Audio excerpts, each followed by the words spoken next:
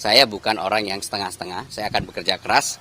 Dan untuk bekerja keras, saya kemarin di-challenge sama Bapak Presiden, bisa nggak sehari 12 titik? Saya bilang, Pak, saya akan buktikan, mungkin lebih dari itu.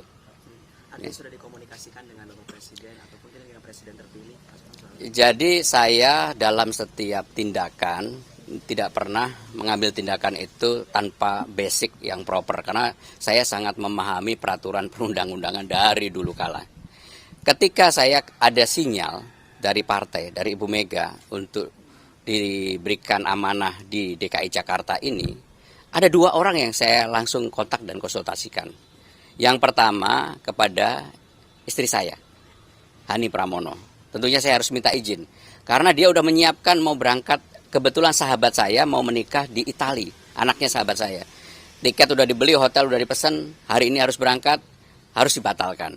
Itu kejadian 4 hari yang lalu. Saya minta izin istri saya. Awalnya istri saya ngapain? Itu yang mendasar. Tapi begitu akhirnya saya jelaskan bahwa saya memang kalau diamanahkan untuk bekerja saya tidak pernah menolak. Yang kedua tentunya kepada Bapak Presiden. Saya berkonsultasi, saya datang langsung dan saya juga telepon langsung.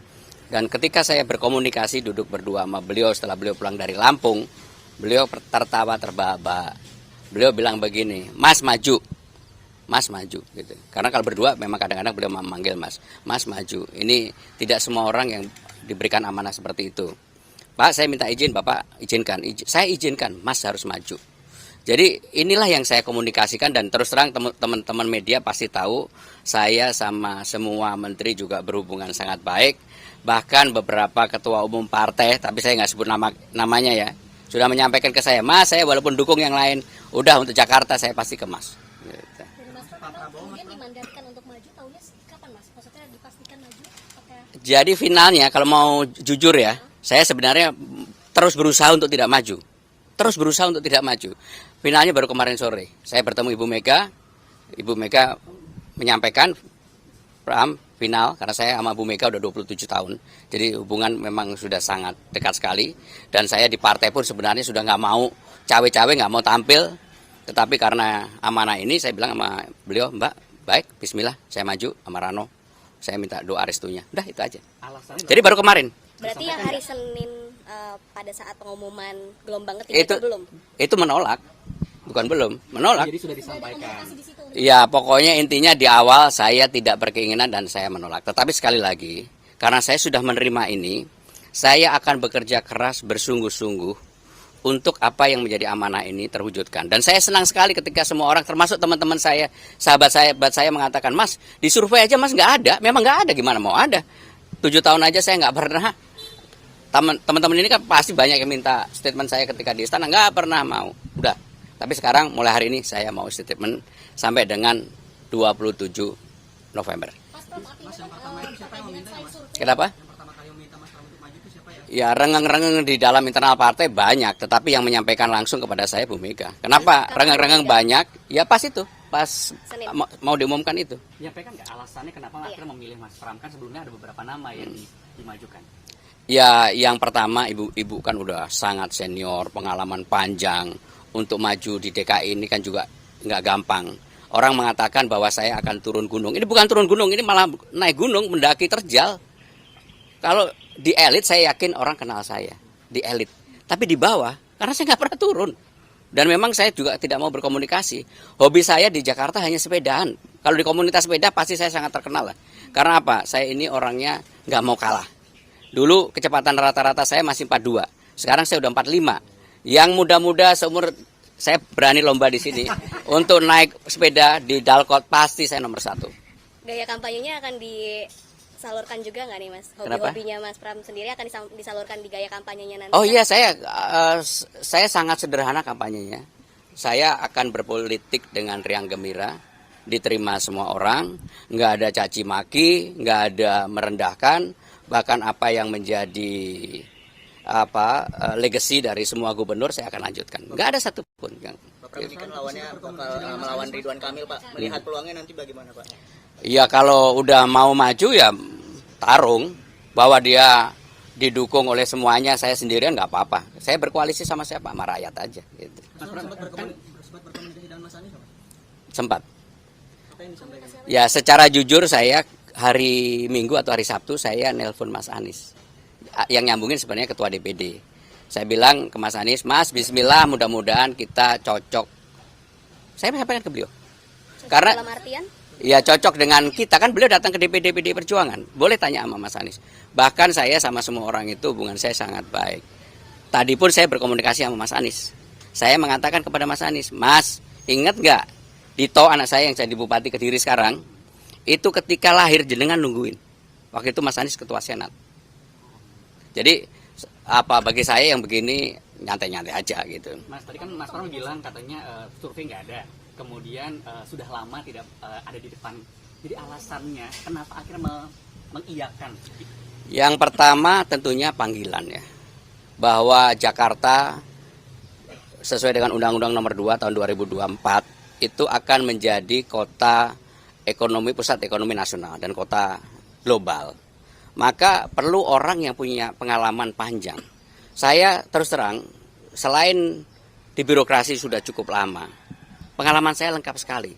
Sebagai sekretaris kabinet saya mengetahui semua problem yang ada di Republik ini karena memang tugasnya sehari-hari. Jadi semua semua rapat pasti saya hadir. Yang membuat kesimpulan rapat pasti saya. Yang kemudian mendistribusikan kepada seluruh menteri dan kepala badan dan lembaga juga saya. Sehingga saya tahu banget urusan-urusan detailnya, termasuk urusan detail Jakarta. Tetapi untuk urusan detail Jakarta, nanti kalau jangan tanya misi-misi, urusan itu distorkan ke KPU aja belum, nanti setelah kami storkan. Dan terus terang karena ini hanya 2 hari, teman-teman pasti membayangkan saya nggak pernah menyiapkan, akhirnya harus menyiapkan, tidur aja juga enggak akhirnya. Jadi ketika hari Senin saya diminta itu, 1 hari penuh saya tidak tidur. Bukan apa-apa, pikiran. Karena ya mohon maaf, saya ini berpolitik kan udah panjang banget. Saya dulu pernah menjadi ketua Senat, ketua Dewan Mahasiswa ITB, berpartai menjadi anggota DPR sejak tahun 99, jadi udah terlalu panjang. Maka anak saya bilang begini sama saya, Bapak ini di Gen Z nggak ada yang kenal. Ya gimana mau kenal, muncul aja nggak. Kalau saya di Twitter maupun di IG saya, yang muncul siapa? Cucu saya dan sepedaan, nggak ada. Dan pemerintahan, nggak ada. Tentang saya mau ngapain, nggak ada. Udah ya, makasih. hari ini skenario-nya gimana Pak? Dua apa? Posisi di kabinet apakah nanti akan cuti atau keluar? Sesuai dengan undang-undang sudah diatur bahwa yang namanya pejabat negara ketika mulai melakukan kampanye pilihannya 2. Apakah dia cuti, apakah dia mengundurkan diri. Dan ini sudah saya sampaikan kepada Bapak Presiden dan Pak Mensesnek. Mengenai apanya nanti, ini kan masih tanggal 27 ya? Bukan, September baru ditetapkan. Saya akan bekerja seperti biasa, tetapi saya akan menggunakan waktu saya juga untuk mulai keliling tidak berkampanye. Memperkenalkan diri. Door to door. Dari hati ke hati. Hari ini dengan Mas Rano sudah ada komunikasi Mas? Lo tadi malam ke sini? Skenario hari ini Pak. Skenario hari ini. Sebelumnya Mas Anies sempat ingin dicalonkan oleh PDIP, Mas. Iya tanya Mas Anies, no. Kan di situ nanyanya telepon, saya jawab telepon, iya ada telepon. Tadi Mas Pram menyatakan bahwa mudah-mudahan kita cocok. Ya karena dia ke DPD PDI Perjuangan. Mas Pram, kok boleh dijelasin dikit nggak soal pakaian yang dipakai hari ini? Iya, sama skenario hari ini Mas. Jadi saya memakai pakaian Jakarta. Dominannya adalah Betawi. Nanti juga saya pakai kopiah. Kenapa saya pakai pakaian ini? Karena ini di Jakarta. Walaupun saya orang dilahirkan di Kediri, orang tua saya orang Jogja, saya besar di Kediri sampai SMA, kuliah di ITB dan seterusnya. Tetapi saya memberikan apresiasi penghargaan bahwa saya berpakaian seperti ini, ingin menunjukkan saya akan mengetuk pintu untuk semua hati yang ada di Jakarta, bahwa saya mudah-mudahan diberikan mandat restu untuk bisa berkontribusi di Jakarta ini. Ya, makasih. Hari ini Skenario-nya ikut yang ngatur. siapa? Ya, pasti sama-sama sama Mas Rano ya. Gubernur maupun wakil gubernur atau wali kota bupati harus selesai. Karena itulah makanya hari ini kemarin mungkin belum dideklarasikan yaitu Jakarta, Jabar dan Jatim. Mungkin hari ini. Bahkan kemarin Mas Andika sudah daftar ke Jawa Tengah. Nanti itulah mekanisme yang kita ini gitu. Dan berarti ini ya. fix dengan Pak Pramono kan ya? Kita lihat ntar di sono. Berarti belum pasti dong? Ya, kita nggak mau ngomong pasti, yang pasti kalau kita udah daftar. Selama janur bulan melengkung. Nah, insya Allah. Nanti dari DPP ke KPU naik oplet Bang berarti? kita naik koplet. Jadi mungkin insya Allah saya sama Mas Pram naik koplet gitu. Karena memang cari yang dekat, makanya hari ini kita gantung koplet kan. Kalau dari sini ke sono mehek dia, kagak nyampe. Memantra antar belakangan kita turunin, soalnya makannya banyak. Kalau diajak sekarang, Bang, ini ya. kan mempersiapkan daftar ke KPUD kan cukup singkat, Bang. Ada pesan khusus nggak dari Bu Mega mungkin barangkali yang disampaikan ke Bang? Tentu yang kita ikuti kan mekanisme nih. Hari ini pendaftaran, kemudian pendaftaran ada persyaratan. Misalnya tadi nanya berapa banyak, nah, kita nggak bisa banyakin. Boleh cuman nggak boleh lebih 200, yang ke dalam mungkin cuma 20 orang. Itu arahan Ibu. Nah, itu bagian dari kedisiplinan kita kan. Kalau kita mau rame-rame ya maaf katen, marching band kita ada 500. Hari ini ada marching band, cuman nggak banyak, 40 gitu loh. Artinya pesan Bu Mega dan ikuti aturan gitu, Bang? Ikutin semua aturan.